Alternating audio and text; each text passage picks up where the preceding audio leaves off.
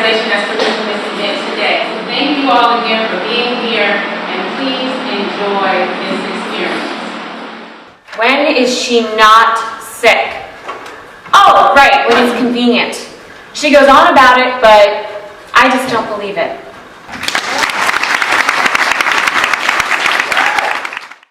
I want something more from my life.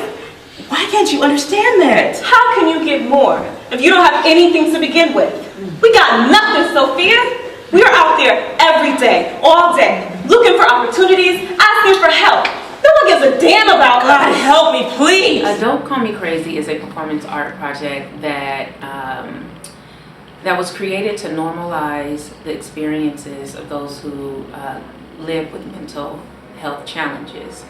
What we do is we reach out to various writers and actors and directors, and we bring them together to workshop pieces. So these are people's personal experiences.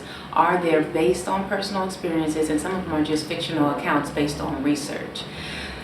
These pieces are then performed in front of the public, and following the performances, there is a post-performance dialogue where the community contributes to the dialogue about ways to normalize mental health. What does that look like? What is mental health? We have mental health specialists who also come to the event who are able to contribute in a professional, from a professional standpoint. And then we have a bunch of the community who come out and share from a very personal standpoint. So they're sharing their experiences about living with mental health. They're sharing experiences about taking care of a family member who's living with a mental health challenge. And a lot of people come out to the event and they don't have any clue what mental health is, and they are really interested in educating themselves. So I had an idea for a full-length play, a larger project that was set in San Francisco with some specific characters. And when I got the invitation, and with the theme of mental illness and whatnot, things started to kind of like materialize from that larger project that I had planned on working on down the road. So what I decided to do was kind of an excerpt from that play. So the play is called Golden Gate, and it's about a young man, a young black man that moves from Brooklyn to San Francisco and meets a elderly man, an artist in his building, a rooming house where he's staying at. And I'm excited because it gave me a chance to really kind of materialize that play, which I was waiting to work on down the road, and kind of start bringing it to life now. I mean, I just overheard this chick on the bus talking to this dude about sustainable development and how she wants to open a free-range gerbil farm in an lot on the corner of her block in West Oakland. And what I did was I walked them through the steps of sharing their stories. Each of them had unique, amazing stories, moving stories that they had never shared before. And I think that's another beauty about Don't Call Me Crazy, is that a lot of these experiences have been shared for the first time in this forum. Excitement was met with opportunity. Friends described me as happy-go-lucky, or my favorite, perpetually drunk, and I was a happy drunk at that. I literally forgot the year before, except when it came in flashes. Suddenly I would remember what it felt like to lay in bed, finding death to be the most comforting thought after 7 months of 2 hours of sleep per night, or writing 9-page letters to my boyfriend so full of hate. If only words could kill, they would have. Or my utter fear of leaving my room and facing the big, wide, terrifying world. Not much of a contrast from staying in my room, where every noise was reason to jump. In the midnight hours, I became wrought with paranoia. I believed that I was haunted. I got it through the workshop experience. I got over my fear of being critiqued. I never share my writing with people. I'm not necessarily a writer, but I like writing. I have a fear of being critiqued. So the first time I brought my very rough sketch to the group, one of the participants was critiquing it, and it was my worst fear.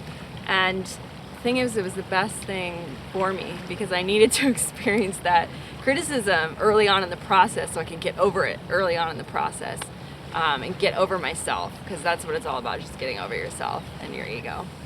So we met once a week in a group, and what their assignment was is every time we came to group that they would have a draft of their story prepared to share with the individuals in the group. And everyone had an opportunity to share. It wasn't really hard critique. It was more of encouraging each of us to just go deeper in our writing. Of the problems, the volcano of the beatings and the depression and the anxiety and the panic disorder, and it turned out bipolarity, not just depression, but bipolarity, and all of the different kinds of layering of issues became something that took over all of us in an embrace of modernity. And we went to doctors when we finally got insurance. We went to doctors, and what did they do?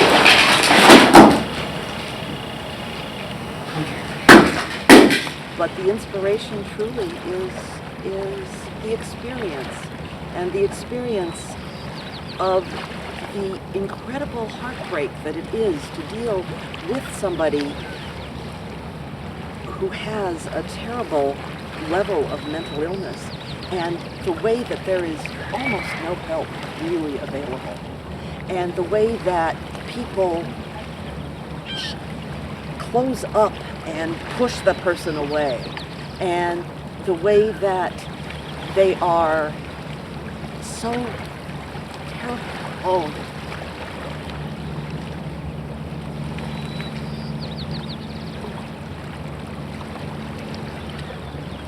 And there's no easy answer. My inspiration for this project, my sole inspiration for this project, I think as the years go by and as the projects get produced, my inspiration grows even, expands even more. But in 2013, I lost my sister to an accidental overdose on antidepressants. My sister suffered greatly with mental health challenges. She also drank, as a coping. We also talked about that in our facilitation. A few people were in, AA groups, because alcohol and drugs are directly tied to mental health, because those are some of the things that are used to cope.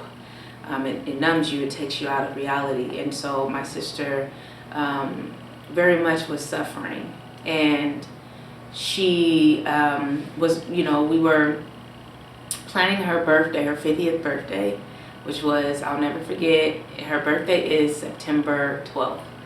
And we were planning this huge party for her, and she was so excited, and big 5-0, and all her family was here. I had just moved back from New York from school.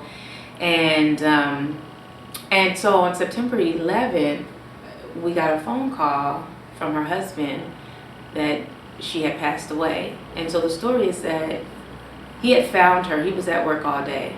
But like I said, my sister was suffering greatly, and her coping mechanisms were drinking, and her doctors who have no communication with each other were prescribing her pills after pills after pills after pills, and so we believed that she was in crisis, and there was no one around, and she took too many pills, and she did not wake up. She lay down and she did not wake up. And her story is not unique. There are a lot of people who accidentally overdose on antidepressants, who don't really understand that combinations can be fatal, that the the quantity of the medication that you're taking could cause, a fatality, and how it reacts to your body. I mean, there's so many things that we are ignorant to in terms of the medication, which is another reason why we do Don't Call Me Crazy, because it's an opportunity to educate each other on this medication, because unfortunately our doctors are just not going to tell us. And so she passed away on September 11th, a day before her birthday, and it turned our whole world upside down. And I went into a deep depression. I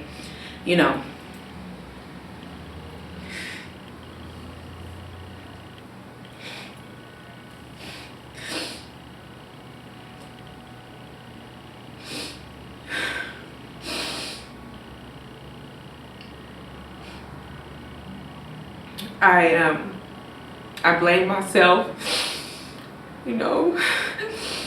for not being there, not, spending enough time with her, not asking her the right questions. When I would see her doped up on this medication, I wouldn't ask questions. I just assumed that she knew what she was doing. And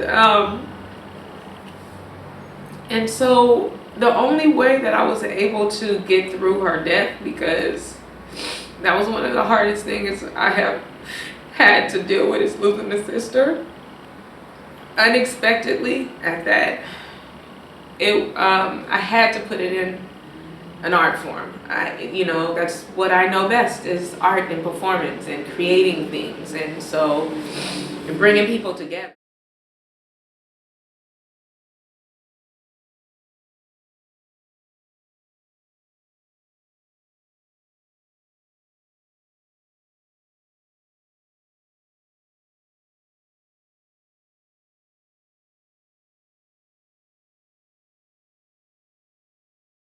Hi, my name is Kayende Koyejo, and I'm Director of Interact Works. And we just produced an event called Don't Call Me Crazy, a glimpse into the world of mental illness. And right now we have just finished an amazing show of 5 playwrights, and it was followed by a post-performance dialogue. And it was just amazing, the turnout, the courage that people had to talk about their mental health in front of people they do not know. I really want to encourage you all to join this movement of healing, about recovery and wellness. And so if you would like to come out and check the work that we're going to be doing there as well, this project is going to be taken everywhere. We're going to take this project to the people. That means wherever people are, we are going to be committed to educate people about mental health and share our experiences, because it's our experiences that's going to educate other people. It's our experiences that's going to help us heal ourselves, and it's our stories that's going to help bring us closer to humanity. If you want to find out more about us, please go to www.interactworks.org.